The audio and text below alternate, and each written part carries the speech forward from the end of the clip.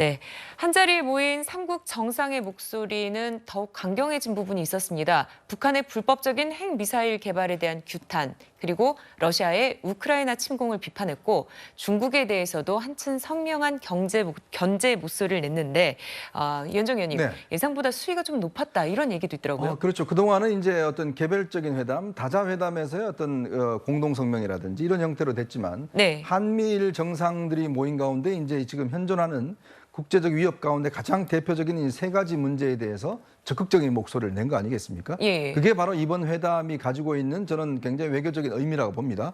특히 북한 핵 위협 같은 경우는 뭐 아시겠지만 북한 핵이 지난 5년 동안 굉장히 고도화되어 있고 실질적인 이제 위협이 되고 있고 뭐 ICBM이 거의 이제 상시 배치가 되고 있는 상황이잖아요. 예. 그런 상황에서 사실 이 문제는 한미일이 모두가 다 겪고 있는 공동의 위협이라고 보여줄 수 있는 거거든요.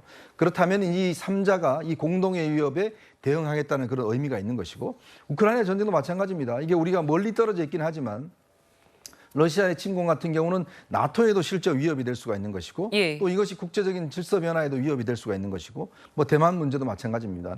이렇게 3자가 모여서 이 문제에 대한 강한 목소리를 내므로 인해서 혼자 내는 것보다는 훨씬 더 강한 어떤 저는 이 영향을 줄 수가 있다. 그렇기 때문에 아마 앞으로 북중나라든 이런 데도 영향을 미칠 것 같습니다. 특히 북한 같은 경우 입장에서 보면 그동안 우리가 이런 한일 관계가 좋지 않았기 때문에 한미일이 함께 대응하는 게 없었다 그러면 이번 같은 경우는 이제 한미일이 뭔가 공동적으로 대응하는 측면에서는 북한 입장에서 보면 훨씬 더 위협적인 상황이 될 것입니다. 네, 최진봉 교수님 네. 보면요. 특히 눈에 띄는 거는 중국에 대해서 네. 경제 쪽에서 안보 협력을 강화하겠다 이런 얘기인데요. 그렇죠. 어떻습니까? 그러니까 삼국이 안보 협력을 강화하는데 경제 안보 협력을 강화한다는 거예요. 네. 예전부터 있었던 얘기인데 지금 반도체, AI, 그다음에 우주 산업 이렇게 세 가지로 아마 얘기할 수 있을 것 같은데 이게 장단점이 있어요. 그러니까 예를 들면 우리가 한미일과 함께 반도체나 AI, 우주 산업에 대해서 경제 안보를 강화하고 공급망에 대해서 일정 부분 좀 조율을 하자는 거거든요.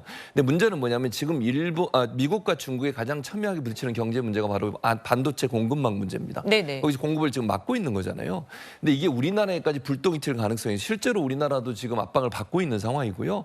우리나라가 수출을 많이 하는 반도체 같은 경우에 중국을 대상으로 수출을 많이 하는데 거기서 만약 그게 시장이 막히게 됐을 경우에 우리가 받을 피해도 우리는 고민해야 되는 거거든요. 네. 그러니까 긍정적인 측면이라면 기술 확대나 기술의 이전을 통해서 우리가 좀 더 성장할 수 있는 기회를 갖는다고 볼 수도 있겠지만 반대로 얘기하면 중국 시장이 완전히 막히게 되면 우리 반도체 시장이 상당히 어려울 수도 있다는 점, 이런 점들이 사실은 문제가 될 수 있어요. 그러니까 무역이라고 하는 건 자유롭게 이념과 관계없이 정치와 관계없이 이루어져야 되는 것인데 정치와 연계되고 군사와 연계되는 순간 우리가 갖고 있는 이점 이런 부분들이 잃을 수 있다는 점이 고민이라는 부분, 이 부분을 어떻게 풀 거냐. 지금 현재는 인도태평양 경제 프레임워크라 그래서 예. 지금 미국이 주도하고 있는 경제 협의체 이걸 지금 추진하고 있거든요. 근데 여기에 들어가는 순간 미국의 압박, 즉 미국의 공급망 중단이라고 하는 부분에 함께 동참해야 될 의무가 생길 수도 있기 때문에 이 부분은 좀 심각하게 고민하면서 추진해야 한다고 생각합니다. 네, 홍 원장님 그러면은 또 이렇게 한미일이 공조를 하고 이렇게 밀착할수록 또 북중러가 가깝게 다가가거나 반발을 하지 않을까요? 그렇죠. 당장에 저 북한 참모부가 지난번에도 김여정까지 나와서 경고한 바 있는데 미국의 정찰기가 계속해서 북한의 그 배타적 경제 수역인데 사실 거긴 영해는 아닌데 좀 북한이 좀 어거지하는 측면이 있는데 예. 배타적 경제 수역에 나타나서 여차하면은 거기에 대해서 이제 사격이라도 할 것처럼 지금 위협을 하고 있습니다.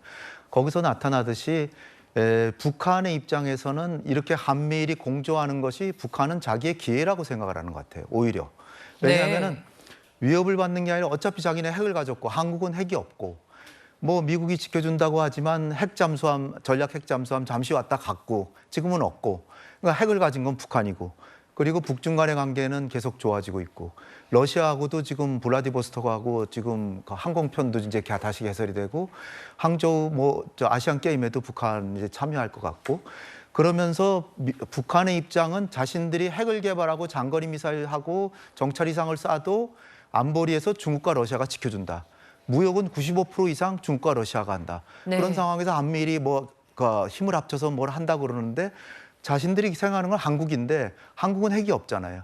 그런 상황에서 한국이 추가적으로 안보 강화됐다고 하지만 자신들은 서울을 공격하는데 1시간이면 10,000발의 장사정포를 쏠 수 있고 그다음에 뭐 핵으로 공격 위협하고 있기 때문에 북한의 입장에서는 중국하고 러시아하고 쉽게 결속이 강화되는 이런 상황에서 경제 문제는 한국과 미국이 북한하고 굉장히 관계가 긴밀하면 한국과 북한, 미국과 북한과의 경제 관계가 끊어지는 거에 대해서 굉장히 우려하겠지만 네. 이미 한 1%도 안 하고 있거든요, 지금. 아예 전혀 관계가 없기 때문에 그런 거에 대해서 두려워할 염려가 없는 거죠. 그러니까 제가 생각할 때는 군사안보적으로는 사실 북한은 재래식 군사력으로는 한국이 북한보다 우세하다 그러고 핵 문제만 우리가 확실하게 해구산만 쓰면 되는데 그건 워싱턴 선언으로 상당히 됐다라고 보는데 이렇게 추가적으로 일본의 안보 협력까지 도모하는 게 우리한테 크게 도움이 될까 하는 그런 생각.